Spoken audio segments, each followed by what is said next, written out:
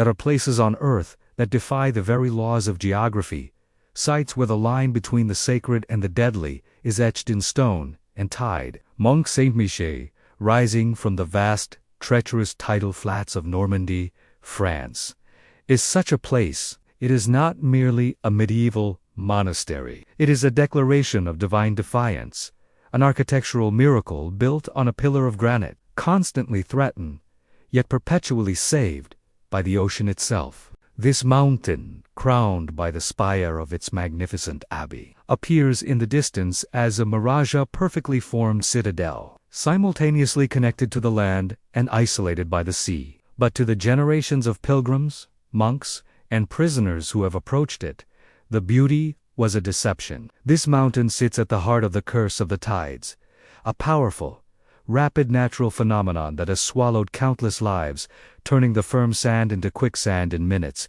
and reducing the sprawling causeway to an unforgiving, watery grave. This tidal phenomenon is the first and most terrifying secret of Mont Saint. The water here does not merely ebb and flow. It attacks. The ancient saying holds that the tide rushes in at the speed of a galloping horse. This unparalleled geographical defense was not an inconvenience. For the monks who built the abbey, it was their greatest, most strategically utilized weapon. The central question that Mont Saint-Michel poses is this: did the Benedictine monks, who built this incredible structure, truly rely on divine protection, or did they deliberately exploit the deadly mechanics of the sea to enforce their spiritual, political, and economic power? To unlock the hidden secrets of this tidal, fortresses to descend through the layers of the human soul from the heaven of the spire to the brutal hell of the dungeon, and realize that the mountain's power is absolute, both divine and deliberately destructive. The sheer act of building Mont Saint-Michel was a statement of colossal human will. Its construction began in the 8th century, initially as a small sanctuary dedicated to the archangel Michael, the celestial warrior who casts down the devil. But over the centuries, the structure grew into a layered, complex masterpiece, a visual metaphor for the medieval social hierarchy. The genius of Mont Saint-Michel lies in its architecture, which is essentially an enormous, tiered political diagram. Heaven, the summit, at the peak, soaring hundreds of feet into the air, is the Abbey Church, the realm of the divine and the spiritual elite. This section enjoyed the best light, the freshest air, and the greatest sense of elevation. Earth, the middle. Below the church lay the cloister, the refectory, and the guest halls, the domains of the monks and the wealthy pilgrims. These levels represented the organized, functional world of religious administration. The underworld, the base.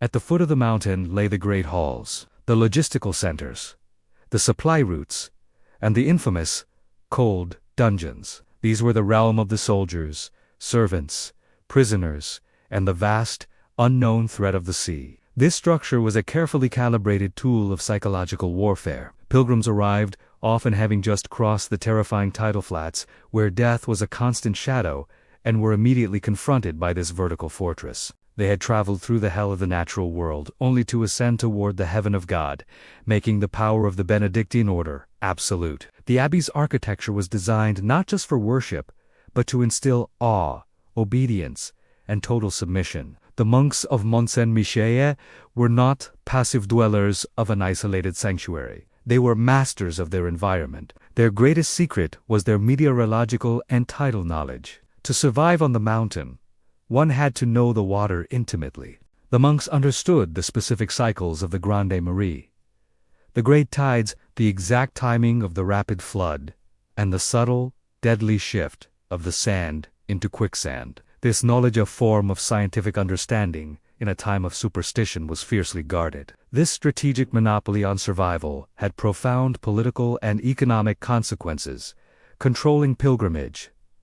The monks alone controlled safe passage. A pilgrimage to the Mount was thus seen as a literal test of faith, a journey where only those sanctioned by the monks could hope to return alive. This reinforced the abbey's spiritual authority, the ultimate defense. Any attacking force, military or politica, was instantly neutralized by the geography. The fortress was often inaccessible for weeks at a time, and any siege was doomed by the tide, which would drown the attackers or leave them stranded and exposed. The Mont was truly impregnable, not because of its walls, but because the monks had enlisted the ocean as their primary guard. This strategic isolation allowed the monks to amass vast wealth and maintain political independence for centuries. Their true secret was recognizing that divinity worked best when backed by the overwhelming, unforgiving power of physics. As the centuries passed and the French monarchy consolidated power, the abbey's spiritual authority waned, but its logistical nightmare remained. Eventually, the mountain was transformed from a pilgrimage site into the dreaded Bastille des Mers, the Bastille of the Seas, a Roue prison. It is in this period that the true, dark engineering of the mountain becomes apparent. The prisoners who arrived here often faced a double sentence. First, the isolation of the island, and second, the inescapable complexity of the fortress itself. Two specific secrets illustrate the physical brutality of the mountain. The labyrinthine dungeons.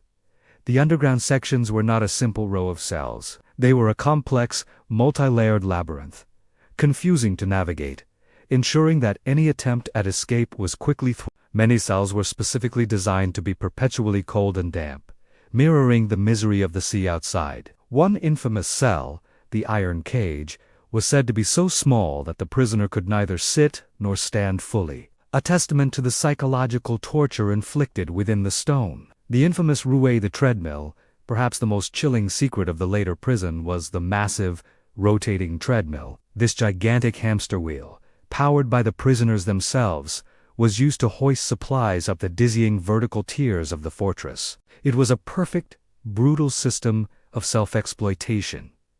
The prisoners were forced to use their own physical energy to maintain the prison that held them. The Roue is a devastating symbol of the Mont's final evolution, from a place of spiritual labor to a machine of physical torment, perpetually grinding out its own survival, using the suffering of its captives. The hidden secrets were therefore not mystical incantations, but the cold, hard reality of human engineering and political oppression. The monks' early mastery of logistics was perfected by the state into a system of perfect, total incarceration. The enduring curse of Mont Saint-Michel is ultimately its duality. It represents the highest spiritual aspiration of humanity, crowned by the gold statue of the Archangel Michael. Yet it simultaneously embodies the darkest reality of human cruelty, rooted in the cold, wet dungeons. The mountain has endured sieges, the rise and fall of dynasties, the Reformation, and the French Revolution, which saw the Benedictine monks ejected and the prison established. It survives today as a UNESCO World Heritage Site, protected by massive, modern engineering projects designed to counteract the very tides that once served as its ultimate defense. The final, profound truth of Mont Saint-Michel is that the curse of the tides is, and always has been, its ultimate blessing. The sea ensures the mountain's separation, its mystery, and its sheer, indomitable power. The hidden secrets of the monks were not magic. They were the strategic realization that by aligning themselves with the most powerful force on earth, the relentless, unforgiving ocean, they could secure their own eternity. The Mont Saint-Michel stands as a monumental testament to the sheer arrogance and genius of humanity, a fortress built to reach God, whose ultimate protection came from the deadly, tidal abyss below. The mountain is forever saved by the water that constantly threatens to destroy it.